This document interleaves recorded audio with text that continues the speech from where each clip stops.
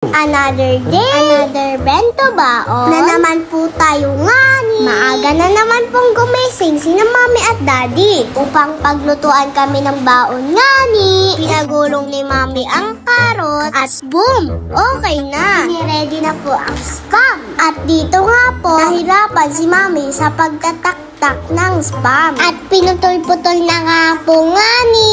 Oh, durog ang bawang, sabog ang sibuyas. Mag-iingat nga po kayo sa paggamit ng apple. At malapit na nga po maluto nga ni. Nilagay na nga po ni mami ang lahat ng lahok. Pero kumulo na ang tubig. Nilagay ang karot. Nilagay ang kanin. Ay, sinangag nga ni. O diba nababa? At may ginawa pa nga si mami na pa-style sa kanin. May pusa. May puso. Meron ding pustar. Star pala. Ano pa si Masha? Naubos ko nga po pala yung mangga. Mga bata, hindi kinakain yung sombrero ha. Isan lang yun nga ni. At ito ang favorite ko.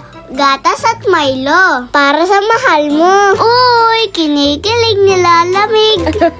Diba ang bilis gumalaw ni mami? Kaya idol namin yan nga ni. Ito na ang resulta.